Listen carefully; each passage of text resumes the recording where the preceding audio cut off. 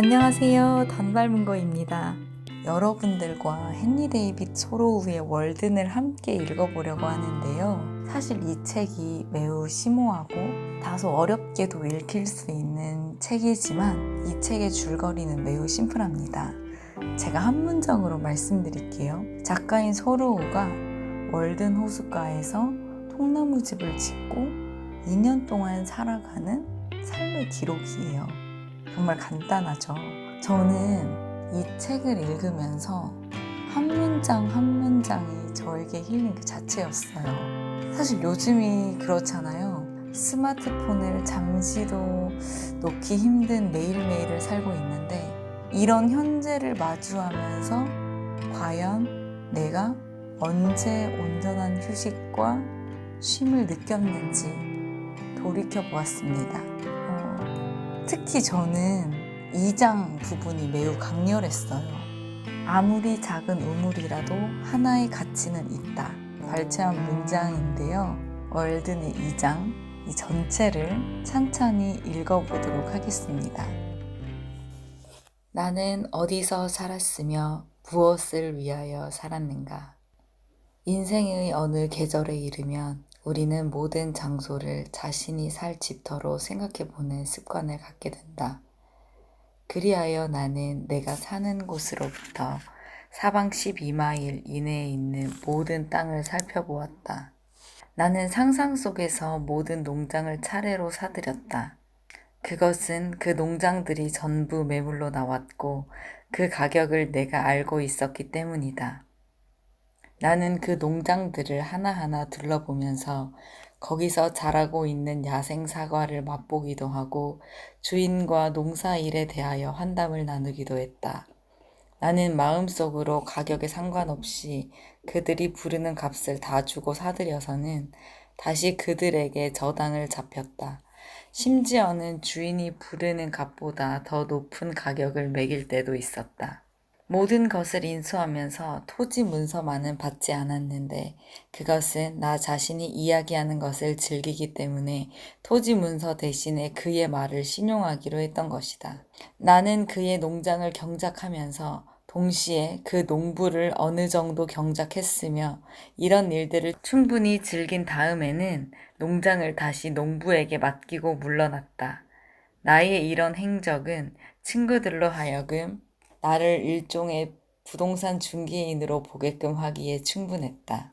내가 어디에 앉든지 나는 그곳에 살게 될 가능성이 있었고 따라서 경치는 나를 중심으로 전개되었다. 집이란 세데스, 즉 앉은 자리 이외에 무엇이겠는가? 그 앉은 자리가 시골에 있으면 더욱 좋은 것이다. 나는 쉽게 개발될 것으로 보이지 않는 많은 집터를 찾아냈다. 어떤 사람들은 그 집터들이 마을에서 너무 떨어져 있다고 생각할지 모르나 내가 보기에는 마을이 그곳으로부터 너무 떨어져 있었다. 아, 여기라면 한번 살아볼만 하군 하고 나는 생각했다. 그리고는 거기서 1시간 동안을 살면서 여름과 겨울 생활을 해보았다. 또 그곳에서 몇 년이란 세월을 흘려보내기도 하고 겨울과 싸우다가 다시 봄을 맞아들이는 나의 모습을 상상해 보기도 했다. 장차 그곳에 살게 될 사람들은 집을 어디에나 짓든지 자기들보다 먼저 그곳을 집터로 생각한 사람이 있었다는 것을 믿어도 좋을 것이다. 오후 한나절이면 이 땅을 과수원, 나무숲, 목장 등으로 나누어 놓고 어떤 멋진 떡갈나무와 소나무를 문 앞에 남겨놓을 것이며 어느 쪽에서 보아야 고목나무들이 가장 돋보일 것인가를 결정하는 데 충분했다. 그러고 나서 나는 이 땅을 경작하지 않고 그대로 묵혀두었다. 왜냐하면 그대로 내버려 둘 수 있는 것이 많으면 많을수록 그 사람은 더 부유하다고 할 수 있기 때문이다. 나의 상상력은 내가 몇 개의 농장 매입 우선권을 갖는 데까지 이르렀다. 그런데 이 매입 우선권이야말로 내가 바라던 전부였고 실제로 내가 땅을 소유함으로써 겪을 수도 있는 따끔한 맛을 본 적은 없었다. 내가 실제로 땅을 소유할 뻔했던 것은 할로웰 농장을 샀을 때였다. 그 농장을 산 다음 나는 그곳에 뿌릴 씨앗을 고르기 시작했으며 씨앗을 운반할 외바퀴 수레를 만들 재료도 모았다.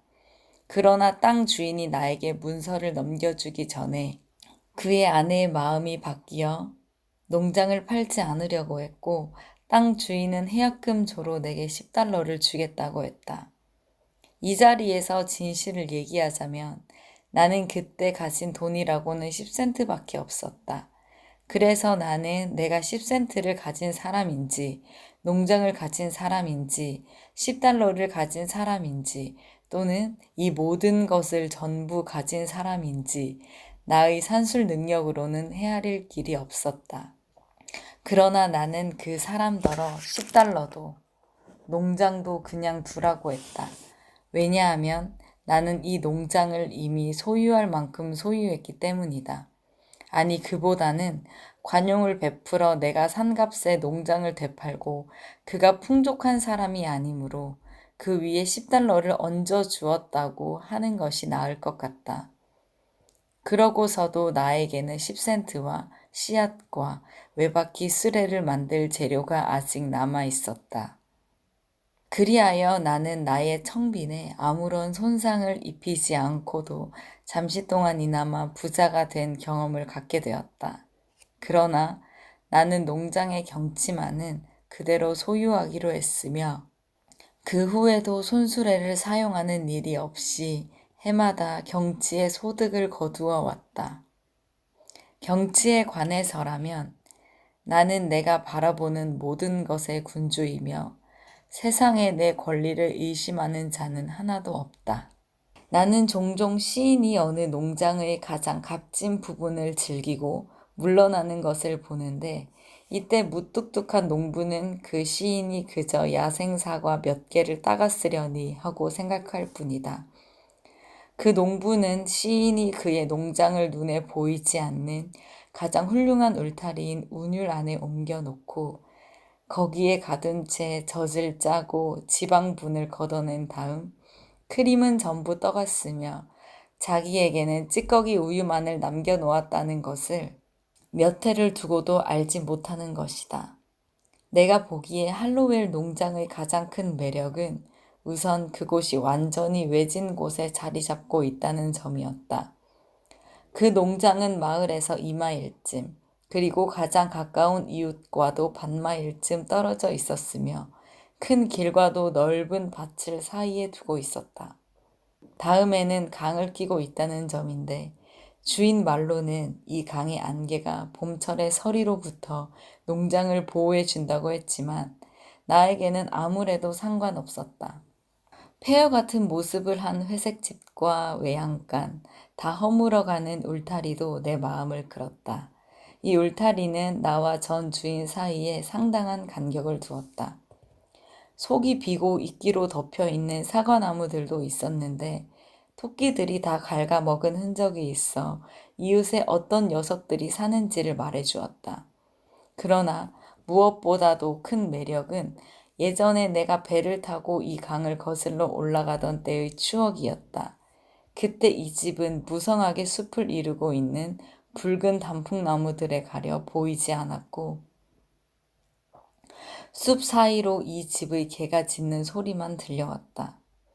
나는 땅 주인이 바위들을 드러내고 속이 빈 사과나무들을 베어버리고 풀밭에 자라고 있던 어린 자작나무들을 뿌리채 뽑아 던지기 전에 다시 말하면 농장 개량 작업을 더 이상 진척시키기 전에 그것을 사들이려고 서둘렀다. 이 농장이 지닌 매력들을 마음껏 누리기 위해 나는 아틀라스처럼 세계를 내 어깨에 짊어지고 온갖 힘든 일을 해낼 각오가 되어 있었다. 나는 아틀라스가 고생의 대가로 무엇을 받았는지 들은 바 없다. 내가 온갖 굳은 일을 하려고 했던 동기나 구실은 다만 이 농장의 대금을 다 치르고 누구의 간섭도 받지 않고 그것을 소유해 보겠다는 것뿐이었다. 왜냐하면 이 농장을 사서 그냥 내버려 둘 수만 있다면 내가 원하는 산물을 풍성하게 거둬들이게 되리라는 것을 알고 있었던 것이다. 그러나 이미 얘기했듯이 그 농장을 사는 일은 실현되지 않았다. 이렇게 해서 대규모의 영농에 대한 나의 체험은 농장에 뿌릴 씨앗만 준비한 것으로 끝나버렸다. 많은 사람들이 씨앗은 해가 묵을수록 좋아진다고 생각한다. 시간이 지나면서 좋은 씨앗과 나쁜 씨앗이 가려지는 것은 틀림이 없으리라. 그래서 내가 마침내 씨앗을 뿌리게 될 때쯤이면 농사가 실패할 가능성은 크게 줄어들 것이다. 여기서 내가 친애하는 여러분께 당부하고 싶은 것은 되도록 오래오래 자유롭고 얽매이지 않는 생활을 하라는 것이다. 농장에 얽매이는 군 형무소에 얽매이든 얽매이는 것은 마찬가지인 것이다. 고대 로마의 카토 양반은 그의 전원 생활론에서 다음과 같이 말하고 있다. 농장을 살 때는 탐을 내서 바로 달려들지 말고 먼저 그것을 머릿속에 넣고 이리저리 굴려보라.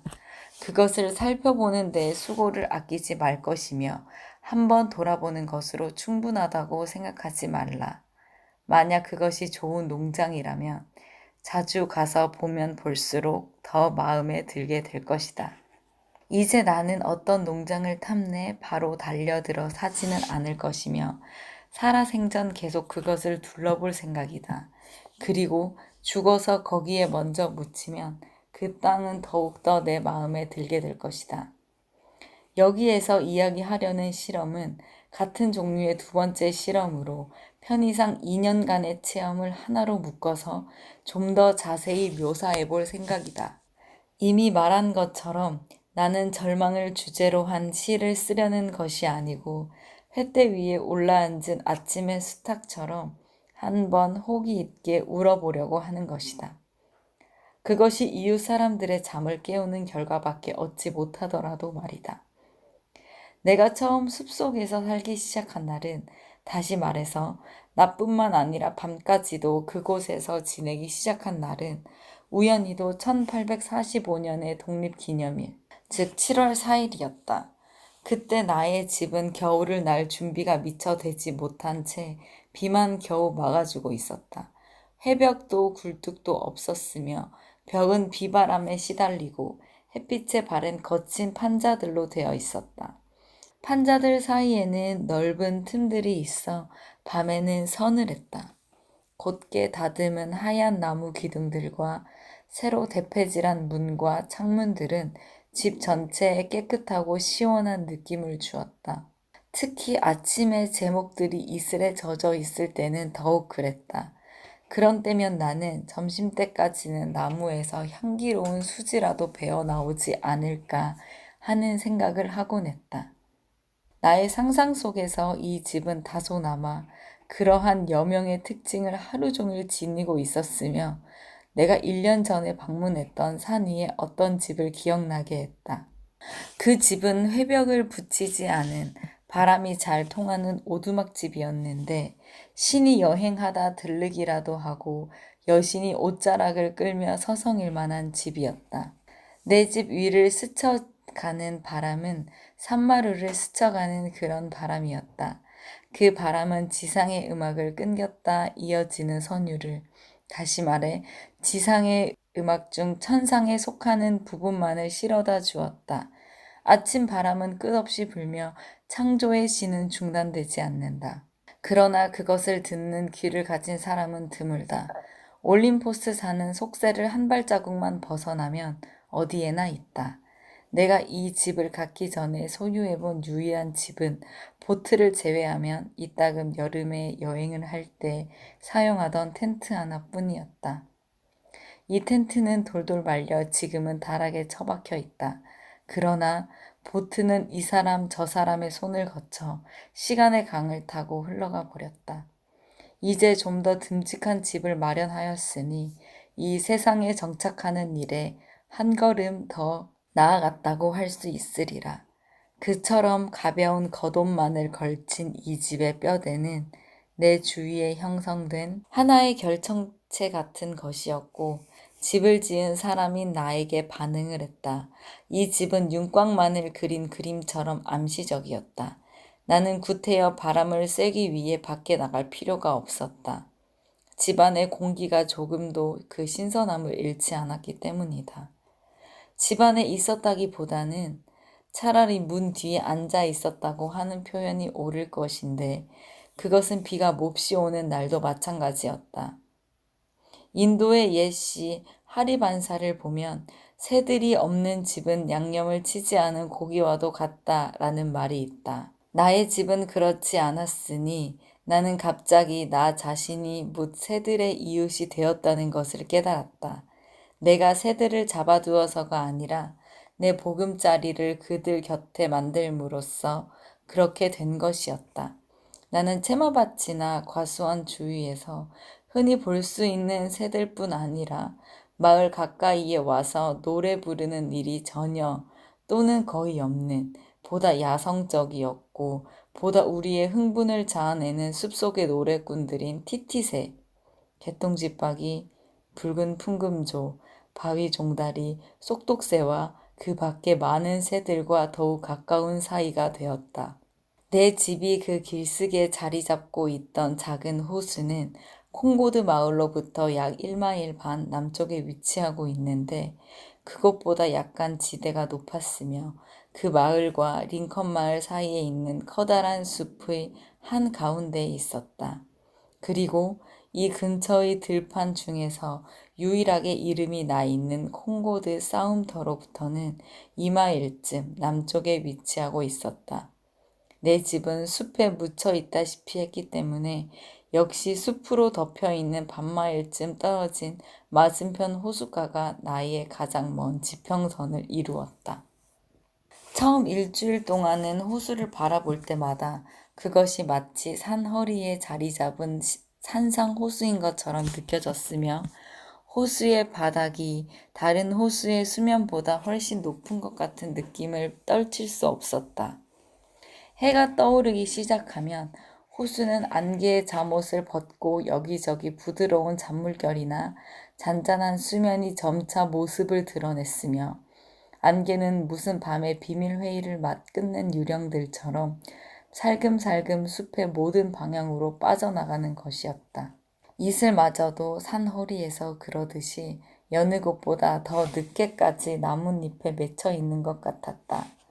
이 작은 호수는 8월에 잔잔한 비바람이 불다 멈추다 하는 사이사이에 나의 가장 소중한 이웃이 되었다. 그때는 비록 하늘은 구름으로 덮여 있었지만 공기와 물이 다 같이 죽은 듯이 움직이지 않고 있어 오후의 한때일지라도 초저녁의 고요함을 지니고 있으며 티티새의 울음소리만 이기슥 저기슥에서 들려왔다. 이런 호수는 바로 그와 같은 때에 가장 잔잔한 것이다. 호수 위의 맑은 공기층은 얇고 구름에 가려 있기 때문에 빛과 반사로 가득 찬 수면은 그 자체가 지상의 하늘이 되며 나에게는 더욱 소중한 하늘이 된다. 최근에 나무를 베어낸 가까운 작은 언덕에 올라가서 보면 반대편 호수의 기슭은 이르는 산과 산 사이의 넓은 계곡을 통해 남쪽으로 상쾌한 전망이 펼쳐진다. 그곳에서 서로 마주보고 있는 산들이 경사져 내려온 것을 보면 우거진 계곡 사이로 냇물이 흐르고 있을 것 같은데 실은 냇물은 없었다. 그쪽으로 보면 가까운 곳의 녹색 언덕들 사이 혹은 그 너머로 멀리 더 높은 산들이 푸른빛을 띠고 있는 모습을 볼 수 있었다. 발도드물에서 보면 서북쪽 방향으로 더욱 푸르고 더욱 멀리 있는 산맥의 봉우리들을 몇몇 볼 수 있었는데 이것들이야말로 하늘의 조폐국에서 찍어낸 진청색 동전이라고 할 수 있을 것이다. 여기서는 마을의 모습도 일부나마 볼 수 있었다. 그러나 이곳에서도 다른 방향으로는 나를 둘러싼 숲 너머로 아무것도 보이지 않았다. 근처에 물이 있으면 좋다. 땅에 부력을 주어 땅을 띄워주기 때문에 좋다. 아무리 작은 우물이라도 하나의 가치는 있다. 그 안을 들여다보면 땅이 대륙이 아니라 섬이라는 것을 알게 된다는 것이다. 이것은 우물이 버터를 차갑게 보관하는 것만큼이나 중요한 기능이다. 내가 이 언덕에서 호수를 가로질러 서드베리 초원을 바라보면 호수 너머의 모든 땅은 그 사이에 있는 이 작은 수면 때문에 고립되어 둥둥 떠 있는 빵 조각처럼 보인다. 나는 새삼스럽게 내가 사는 이곳이 한 조각의 마른 땅에 지나지 않음을 깨닫게 된다. 내 집 앞에서 바라보는 전망은 한층 더 좁은 것이었지만 나는 조금도 답답하거나 갇혔다는 기분이 들지 않았다. 내가 상상의 나래를 펼칠 초원은 넓고도 넓었던 것이다. 호수 맞은편 기슭 위에는 떡갈나무 관목이 우거진 대지가 있는데 그 대지는 서부의 대평원과 타타르인들이 사는 초원지대로 뻗쳐나갔으며 방황하는 모든 인간 가족들에게 충분한 공간을 제공했다. 광활한 지평선을 마음껏 즐기는 자 말고는 세상에 행복한 자 없도다 하고 다모다라는 자기 가축들에게 더 넓은 새로운 목장이 필요하게 됐을 때 말했다. 장소와 시간은 둘 다 바뀌어서 나는 나를 가장 매혹시켜온 우주의 어떤 지역과 역사의 어떤 시대에 더욱 접근해서 살게 되었다. 내가 사는 곳은 밤이면 천문학자들이 관측하는 수많은 곳들처럼 사람들로부터 멀리 떨어져 있었다. 우리는 우주의 먼 한 구석에 카시오페이아의 의자 별자리 너머에 세속의 잡음과 번거로움을 떠난 희귀하고 즐거운 장소가 있을 것이라고 흔히 상상한다. 나는 나의 집이 실제로 그와 같이 우주의 멀리 떨어진 그러면서도 항상 새롭고 더럽혀지지 않은 장소에 위치하고 있음을 발견했다. 만약 플레이아데스 성좌, 히아데스 성좌, 알데바란 성이나 견우성 가까이에 사는 것이 보람 있는 일이라면 나는 실제로 그런 곳에 살고 있었다. 내가 버려두고 온 생활로부터 그 별들의 거리만큼이나 멀리 떨어져 있어 가장 가까운 이웃에게도 멀고도 작은 모습으로 반짝이고 있었으므로 오직 달이 뜨지 않는 밤에나 그의 눈에 띄었을 것이다. 내가 자리 잡고 앉은 곳은 우주의 그러한 곳이었다. 한 목동이 살고 있었네. 그는 높은 생각을 가졌네. 양떼들이 그 위에서 시간마다 그에게 먹을 것을 주던 저 산만큼 높은 생각을. 만약 양떼들이 언제나 목동의 생각보다 더 높은 풀밭에서 헤맨다면 그의 생활은 어떻게 될 것인가?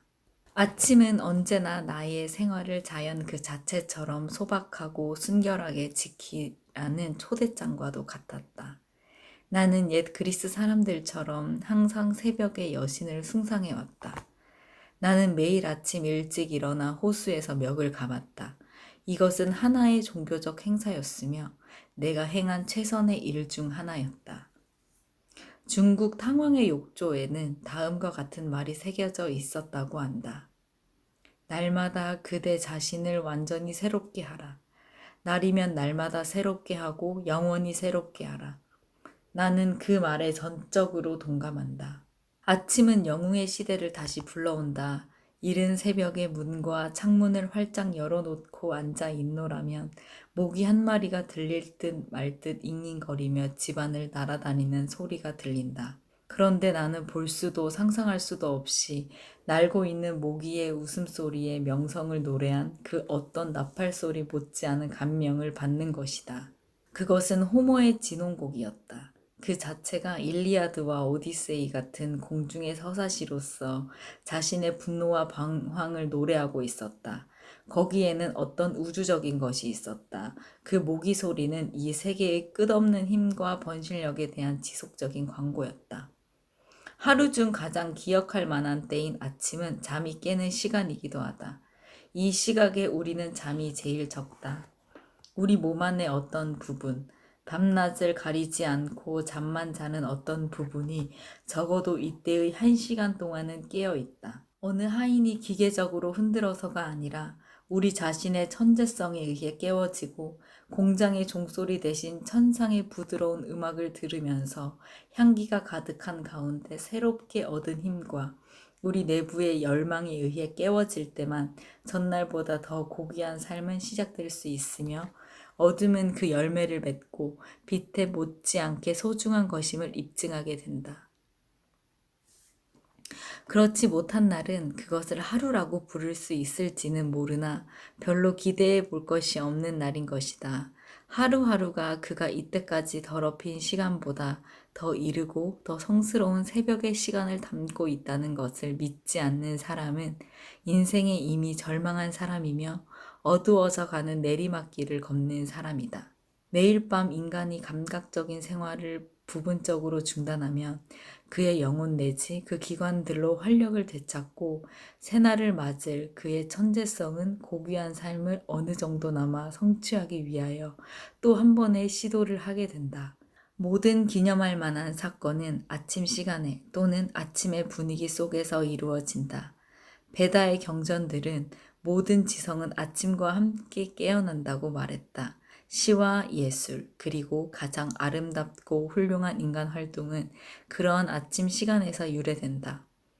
모든 시인과 영웅들은 mem논처럼 새벽의 여신 오로라의 자식들이며 해가 뜰 때 그들의 음악을 연주한다. 태양과 보조를 맞추어 탄력 있고 힘찬 생각을 유지하는 사람에게 하루는 언제까지나 아침이다. 시계가 몇 시를 가리키든 다른 사람들의 태도와 일이 어떻든 상관없다. 아침은 내가 깨어있고 내 속에 새벽이 있는 때이다. 도덕적 개혁은 잠을 쫓아내려는 노력이다. 사람들이 졸고 있는 것이 아니라면 왜 하루를 그처럼 쓸모없이 보내는 것인가? 그들은 그렇게 계산에 어두운 사람들은 아니다. 그처럼 졸음에 압도당하지 않았으면 그들은 무엇인가를 해냈을 것이다. 수백만 명의 사람들이 육체 노동을 할 만큼은 깨어 있다. 하지만 100만 명 중 한 사람만이 효과적인 지적 활동을 할 만큼 깨어 있으며 1억 명 중 한 사람만이 시적인 또는 신적인 삶을 살 수 있을 만큼 깨어 있다. 깨어 있다는 것은 살아 있다는 것을 의미한다. 나는 이때까지 완전히 깨어 있는 사람을 만난 적이 없다. 그러니 내가 어떻게 그의 얼굴을 들여다볼 수 있었겠는가? 우리는 다시 깨어나야 하며 그 깨어난 상태에 계속 머물러 있는 법을 배워야 한다. 그것은 어떤 기계적인 방법에 의해서가 아니고 가장 깊은 잠에 빠졌을 때도 우리를 버리지 않는 새벽을 한없이 기대함으로써 그렇게 할 수 있다. 나는 의식적인 노력에 의하여 생활을 향상시키는 그 의심할 여지 없는 인간의 능력보다도 더 고무적인 사실을 알지 못한다. 그림을 그리고 조각을 해서 어느 대상의 아름다움을 부여하는 것은 대단한 일이다. 그러나 우리가 사물을 보는 분위기 자체나 매체를 조각하고 색칠할 수 있다면 그것은 훨씬 더 멋있는 일이며 실제로 우리는 그런 능력을 가지고 있다. 하루의 본질에 영향을 미치는 것, 그것이야말로 최고의 예술이다. 누구나 자신의 삶을 사소한 부분까지도 숭고하고 소중한 시간에 음미해 볼 가치가 있도록 만들 의무가 있다. 만약 우리가 우리에게 주어지는 얼마 되지 않은 지식을 거부했거나 다 써버렸다면 신탁은 우리가 어떻게 앞에 말한 일을 해낼 수 있는지 그 방법을 똑똑히 알려줄 것이다. 내가 숲속으로 들어간 것은 인생을 의도적으로 살아보기 위해서였으며 인생의 본질적인 사실들만을 직면해 보려는 것이었으며 인생이 가르치는 바를 내가 배울 수 있는지 알아보고자 했던 것이며 그리하여 마침내 죽음을 맞이할 때 내가 헛된 삶을 살았구나 하고 깨닫는 일이 없도록 하기 위해서였다. 나는 삶이 아닌 것은 살지 않으려고 했으니 삶은 그처럼 소중한 것이다. 그리고 정말 불가피하게 되지 않는 한 체념의 철학을 따르기는 원치 않았다. 나는 생을 깊게 살기를, 인생의 모든 골수를 빼먹기를 원했으며 강인하고 엄격하게 살아 삶이 아닌 것은 모두 때려 엎기를 원했다. 수풀을 폭넓게 잘라내고 잡초들을 베어내어 인생을 구석으로 몰고 간 다음에 그것을 가장 기본적인 요소로 압축시켜서 그 결과 인생이 비천한 것으로 드러나면 그 비천성의 적나라한 전부를 확인하여 있는 그대로 세상에 알리며 만약 인생이 숭고한 것이라면 그 숭고성을 스스로 체험하여 다음번의 여행 때 그에 대한 참다운 보고를 하고 싶었던 것이다. 내가 보기에 대부분의 사람들은 인생이 악마의 것인지 또는 신의 것인지 이상하게도 확신을 갖지 못하고 있으며, 사람이 사는 주요 목적은 하느님을 찬미하고 하느님으로부터 영원한 기쁨을 얻는 것이라고 다소 성급하게 결론을 내리고 있는 것 같다. 아직도 우리들은 개미처럼 비천하게 살고 있다. 우화를 보면 우리는 이미 오래전에 개미에서 인간으로 변했다고 하는데도 말이다. 우리는 난쟁이 부족처럼 학들과 싸우고 있다. 그것은 차고 위에 겹쳐진 차고이며 누더기 위에 겹쳐진 누더기다. 우리들의 최고의 덕은 쓸모없고 피할 수 있는 불행의 경우에만 그 모습을 나타낸다. 우리의 인생은 사소한 일들로 흐지부지 헛되이 쓰이고 있다.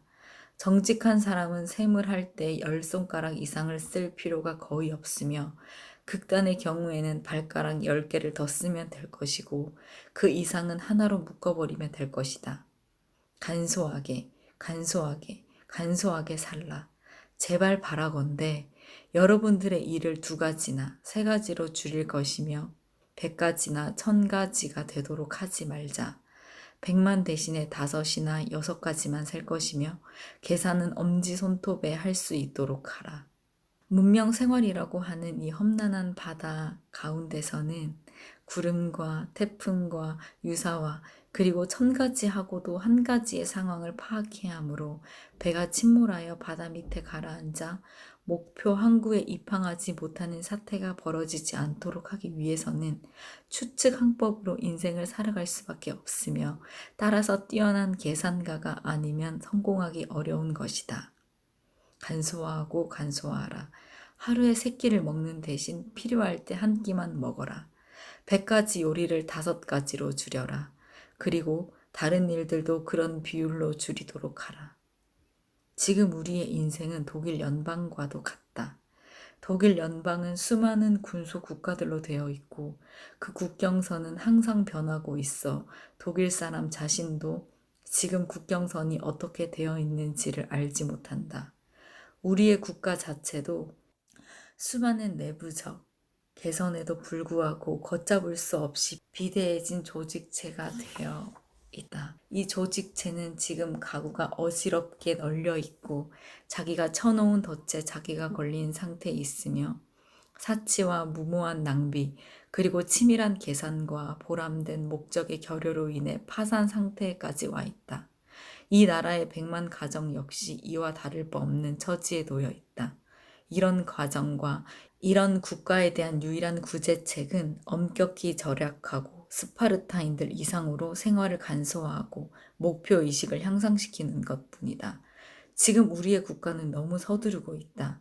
사람들은 국가가 사업을 하고 얼음을 수출하고 전신으로 통신을 하며 수출하고 전신으로 통신을 하며 1시간에 300마일을 달리는 것이 꼭 필요한 일이라고 생각하며 그에 대해 아무런 의아심도 품지 않는다. 그러면서 그들은 인간이 원숭이처럼 살아야 하는지 또는 인간답게 살아야 하는지의 문제에 대해서는 잘 알지 못하고 있다. 하지만 우리가 침묵을 잘 나오고 새를 벼려 레일을 만들며 밤낮으로 일에 몰두하는 것을 중지하고 우리의 인생을 개선한답시고 인생을 주물럭거리고만 있으면 누가 철도를 건설할 겁니까? 그리고 만약 철도가 건설되어 있지 않다면 때가 왔을 때 어떻게 우리가 천국에 갈 수 있겠습니까? 하긴 그렇다. 그러나 우리가 집에 앉아 우리 일에만 전념한다면 누가 철도를 필요로 하겠는가? 사람이 철로 위를 달리는 것이 아니다. 실은 철로가 사람 위를 달리는 것이다. 철로 밑에 깔린 저 침묵들이 무엇인지를 당신은 생각해 본 적이 있는가?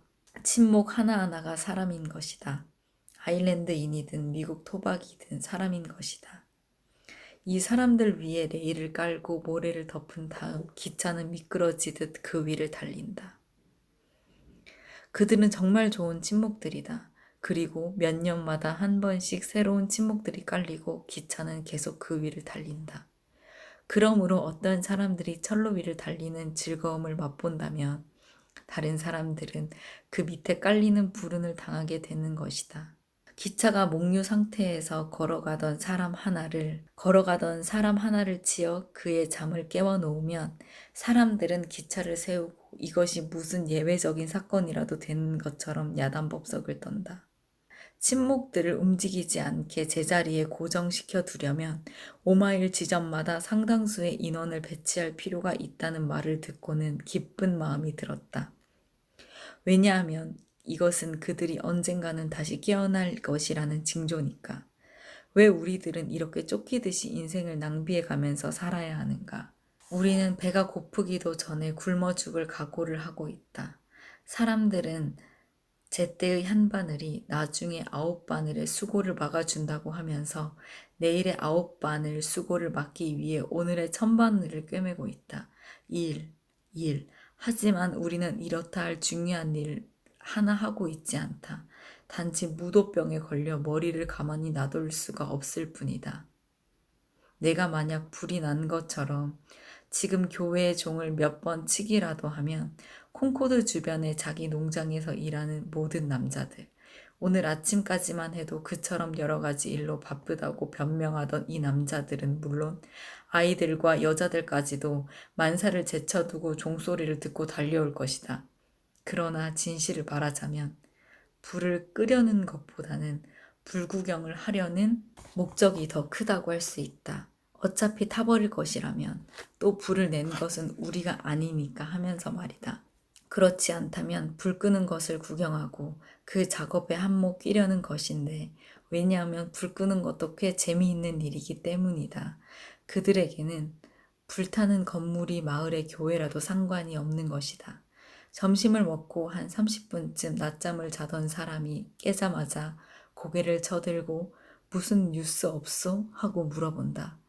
마치 그를 뺀 모든 사람들이 보초라도 서고 있던 것 같다. 어떤 사람은 30분마다 깨워달라고 하고 잠을 자는데 이 사람도 같은 생각이다. 그리고 나서 그는 깨워준 답례로 자기의 꿈 얘기를 해준다. 하룻밤을 자고 나면 뉴스는 아침 식사만큼이나 필수 불가결한 것이 된다. 제발 이 세상 어디서 그 어떤 사람에게 일어난 일이든 관계없으니 무슨 새로운 일이 있었으면 알려주오 하며 그는 커피와 롤빵을 들면서 신문을 읽는다. 그가 읽는 뉴스는 와치토 강변에서 어떤 사람이 싸우다가 눈을 뽑혔다는 소식인데 그 자신이 이 세상이라는 어둡고 깊이를 알 수 없는 거대한 동굴에 살고 있으며 자신도 퇴화되어서 흔적뿐인 눈 하나만을 가지고 있다는 사실을 그는 꿈에도 알지 못하고 있는 것이다. 나는 우체국이 없어도 별 불편 없이 지낼 수 있을 것이다. 우체국을 통하여 중요한 연락을 하는 경우는 거의 없다고 생각한다. 좀 비판적으로 말하면 내 생애를 통해 우표값이 아깝지 않은 편지는 한두 통밖에 받지 못하였다. 페니 우편 제도는 1페니 줄 테니 자네 생각을 알려주게 하고 농담하던 것이 이제 정말 진지하게 1페니를 내는 제도가 된 것이 아닌가? 그리고 나는 신문에서도 기억해 둘 만한 뉴스를 읽은 적이 없다. 어떤 사람이 강도를 당했다던가, 상해를 당했다든가, 사고로 죽었다든가, 어떤 집이 불에 타고, 어떤 배가 침몰하고, 어떤 증기선이 폭발했다든가, 어떤 소가 서부철도 노선에서 기차에 치이고, 어떤 미친 개가 죽임을 당했다든가, 겨울에 메뚜기 떼가 나타났다든가 하는 신문에 실린 소식은 두어 번 읽을 필요가 없다. 한 번이면 충분하다. 원칙만 알면 되지 무수한 신뢰와 응용을 구태여 들을 필요가 무엇인가.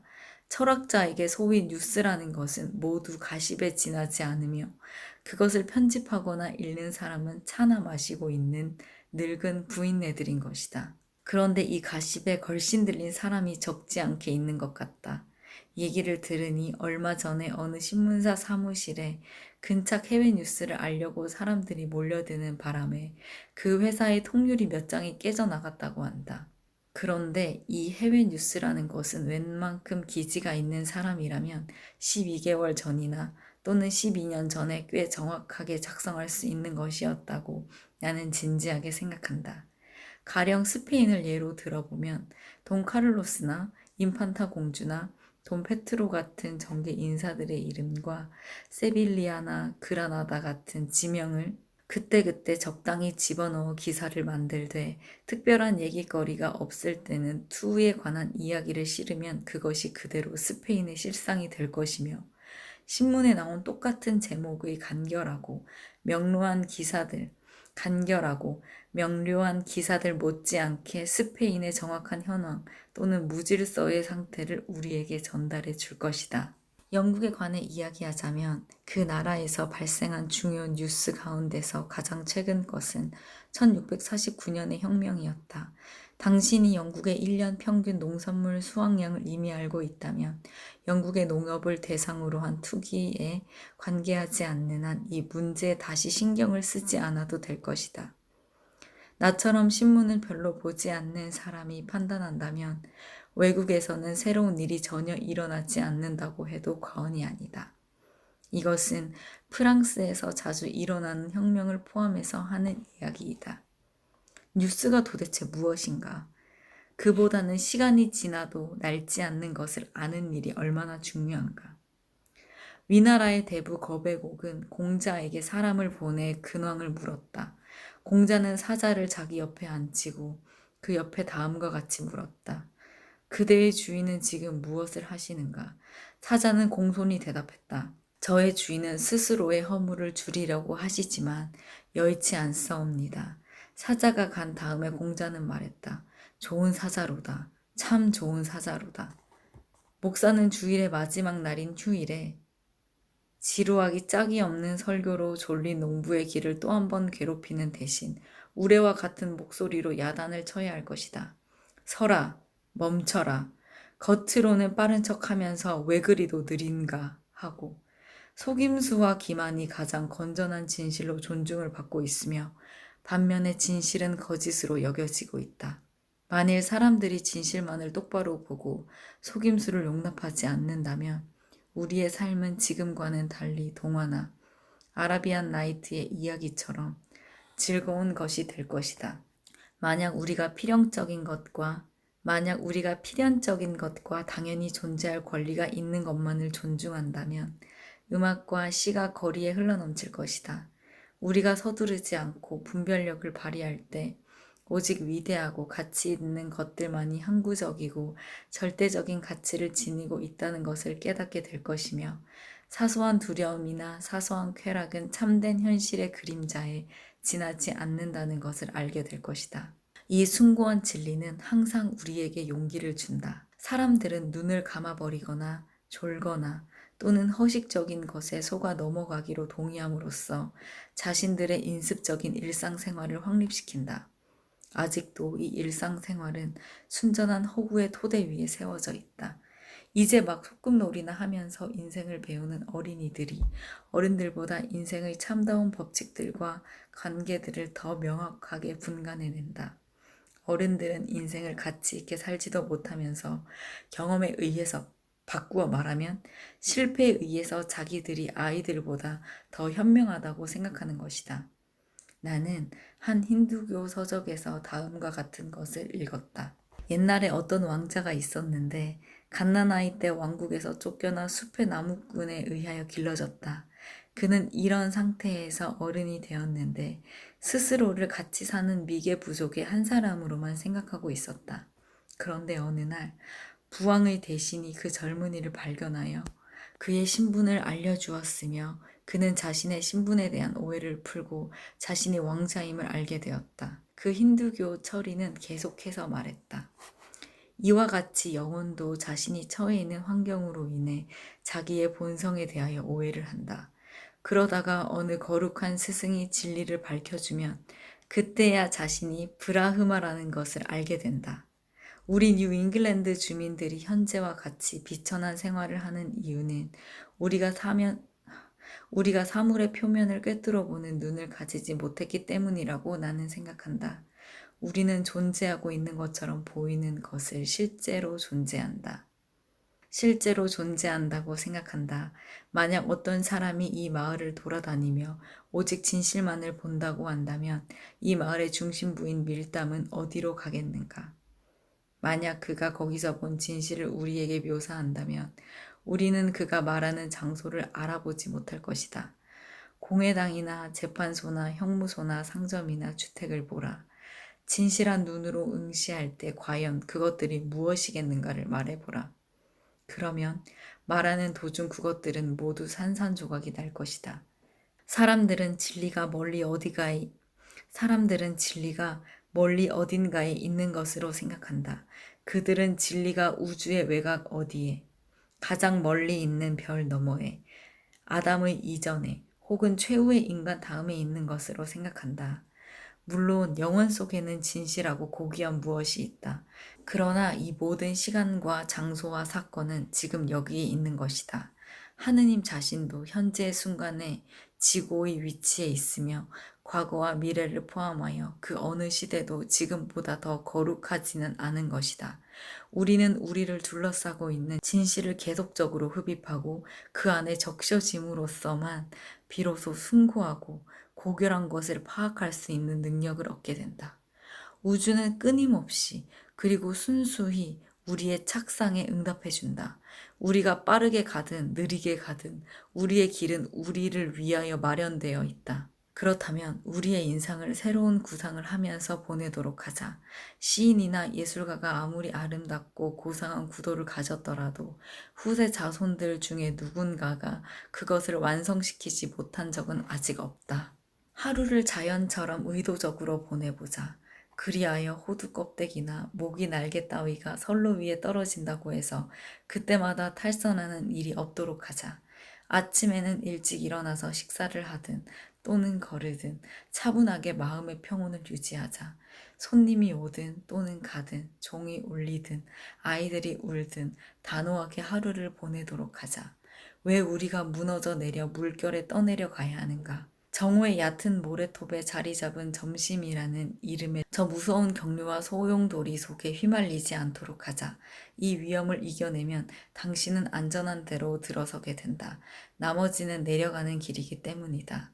긴장을 풀지 말고 아침의 기백을 그대로 가지고 율리시스처럼 돛대에 몸을 묶은 채 외면을 하면서 그 소용돌이 옆으로 빠져나가자.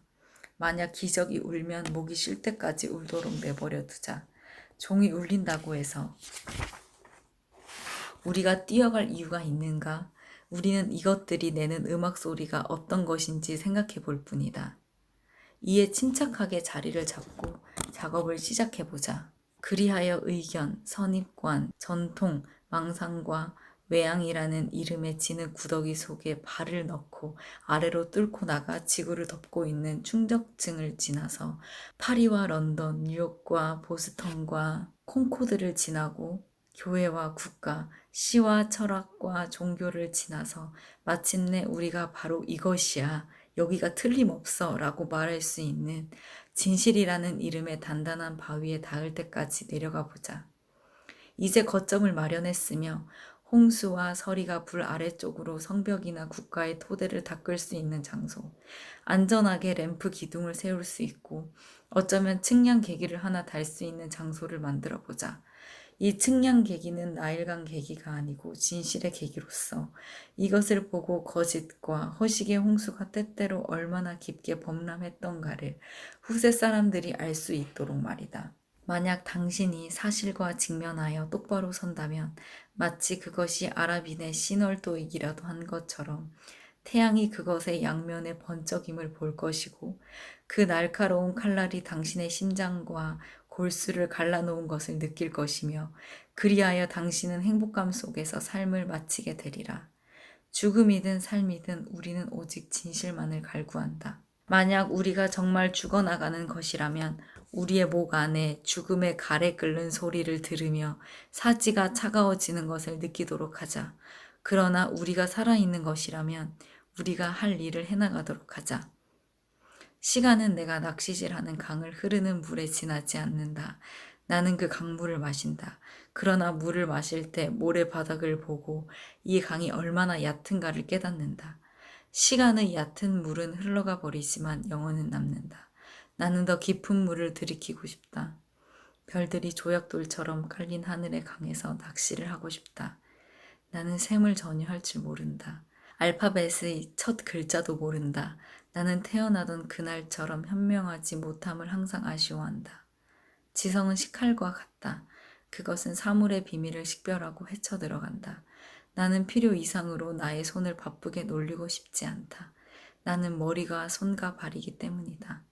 나는 최상의 기능이 머릿속에 모여 있음을 느낀다. 어떤 동물이 코와 앞발로 굴을 파듯 나는 내 머리가 굴을 파는 기관임을 본능적으로 느낀다. 나는 이 머리를 가지고 이 주위의 산들을 파볼 생각이다. 이 근처 어딘가에 노다지 광맥이 있는 것 같다. 탐지 막대와 옅게 솟아오르는 증기를 보면 알 수 있다. 자, 이제부터 굴을 파내려 가야겠다. 여러분들은 어떤 구절이 가장 마음에 와닿으셨나요? 댓글로 많이 나눠주세요. 월든을 이렇게만 나누기에는 정말 아쉽거든요. 전체 내용에 대한 제 감성을 한 국자 한 국자 가득 떠넣은 감상 영상도 업로드 예정입니다. 조금만 기다려주세요. 감사합니다.